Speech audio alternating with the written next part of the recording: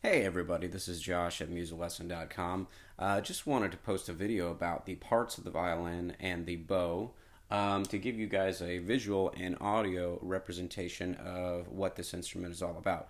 Now we've got resources in the books that we use, in the curriculum that I use with the names, and that's all fine and dandy, but here is a visual representation and explanation.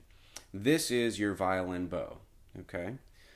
We've got a few pieces right here, or a few names that we want to particularly focus on. One is your frog. Okay, this is the frog, this area right here.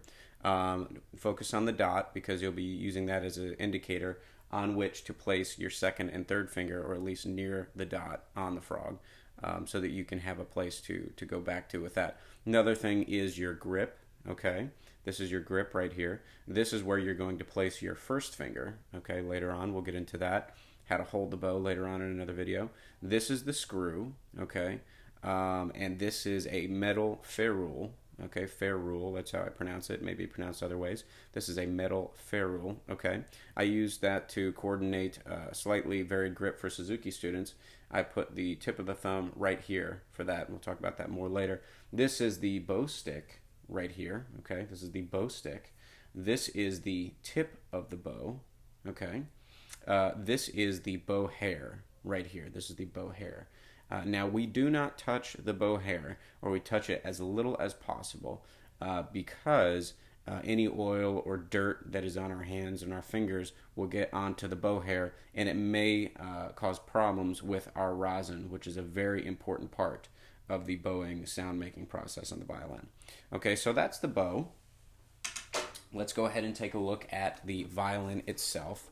Okay, this is your violin, all right, right here, or my violin. Now I have to specify, I am a left-handed violinist, okay? So just think of me as a mirror for you, all right? This is your violin right here, okay? Beautiful instrument, absolutely gorgeous. Love the instrument. Let's start from the top. This is the scroll. If you look at it sideways, if you think of ancient papyrus, they rolled them into scrolls, and that's why this is called the scroll right here, okay?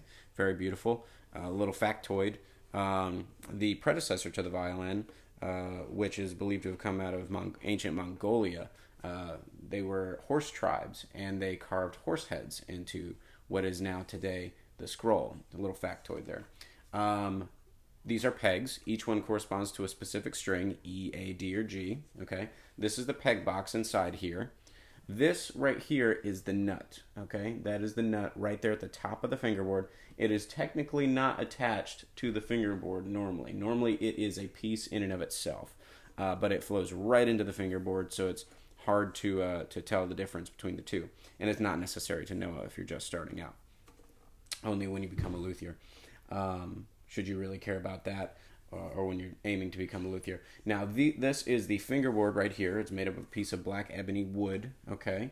And this is the fingerboard. It sits on top of the neck, okay? This is the neck right here. This general area is called the neck, this general area.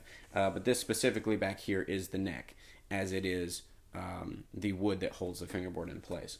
Okay, and then we have the joint down here that goes into the body of the violin. This generally is the body of the violin, okay? You can call that whole thing the body. This is the upper bout right here, and we'll hold the upper bout like this when we're going to either go from playing to rest position, or if you're just doing open strings, okay? Now this is the bridge right here. This is the bridge, okay? These are the F holes, okay, that are on each side of the bridge. Okay, those F holes have little notches there, and those are important later on. They look like S's, but they're actually F's from about the 1500s, 1600s. So a very, very old way of making an F.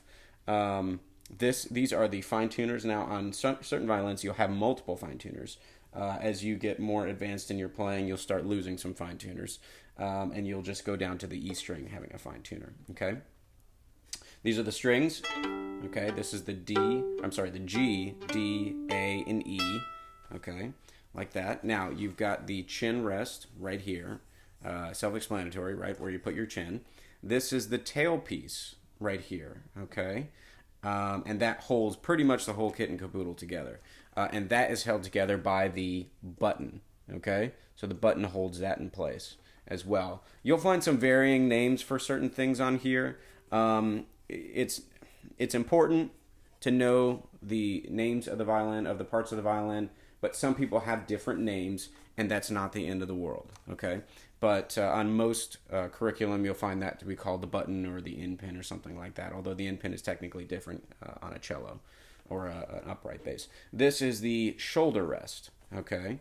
This is the shoulder rest right here. I highly recommend that all of my students acquire a shoulder rest of some type, one that is curved, like so, okay? This is a Kuhn brand. I do like Kuhn brands. I would shy away from the collapsible one just because it does tend to collapse when you don't want it to. And that's nothing against the brand itself because they make other great products. That's just my personal opinion. So a Kuhn brand or an Everest brand are very economically viable for just about anybody. And they have that great curve right there that contours your shoulder. Absolutely love it. Okay?